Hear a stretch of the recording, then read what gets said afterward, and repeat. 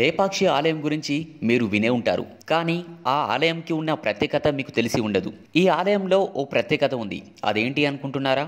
అయితే ఈ వీడియో చూడాల్సిందే. 16వ శతాబ్దంలో విరుపన్న వీరన్న అనే సోదరులు 70 స్తంభాలతో నిర్మించిన ఈ ఆలయంలో ఒక స్తంభం మాత్రం నేలకు ఆనుకొని ఉండదు. గాలిలో వేలాడుతున్నట్టు అనిపించే ఈ స్తంభం కింద నుంచి ఒక సన్నని క్లాత్ను ఒకవైపు నుంచి మరోవైపుకు తీయవచ్చు. ఇంతకీ దీని రహస్యం ఏమిటి? ఎందుకు వేలాడుతుంది అని అనుకుంటున్నారా? ఈ వీడియోని పూర్తిగా చూడాల్సిందే. ముందుగా లేపాక్షి ఆలయానికి ఆ పేరు ఎలా వచ్చిందో తెలుసుకుందాం. పురాణాల ప్రకారం సీతమ్మ తల్లిని రావణుడు చేరబట్టి తీసుకువెళ్తుంటే ఆమెను కాపాడబోయి గాయపడ్డ జటాయువును చూసిన శ్రీరామచంద్రుడు లే పక్షి అని పిలిస్తే జటాయువు లేచి నిల్చుందని, అందుకే ఈ స్థలానికి లేపాక్షి అనే పేరు వచ్చిందని చెబుతుంటారు. మరో కథ ప్రకారం చూస్తే అచ్యుతరాయలు కోశాధికారి విరుపన్నరాజు అనుమతి లేకుండా ప్రభుత్వ ధనంతో ఆలయ నిర్మాణం చేపట్టాడు.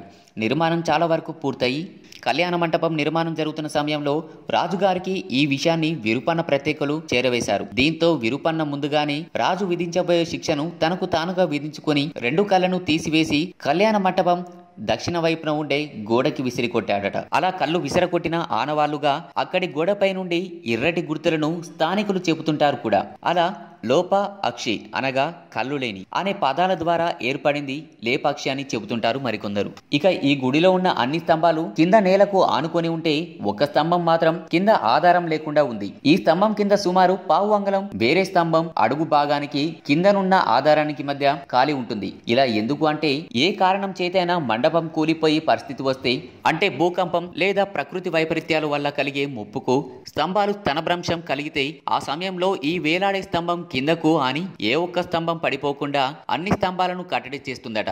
ఇదే ఈ గుడికి ఉన్న ప్రత్యేకత. ఇక ఈ గుడికి మరో కథ కూడా ఉంది. అదేంటి అనుకుంటున్నారా? స్వాతంత్రానికి పూర్వం ఒక ఇంజనీర్ పరీక్ష పేరుతో పక్కకు జరపాలని ప్రయత్నించాడు. ఆ దెబ్బకు పైకప్పు కూడా కొంత కదిలింది. అలా దానికి ఆధారం లేనప్పటికీ మొత్తం మంటపానికి ఇదే ఆధారం అన్నమాట. ఈ వేలాడే స్తంభమే ముఖ్య ఆకర్షణగా ఇక్కడికి వచ్చే సందర్శకులను ఆకట్టుకుంటుంది.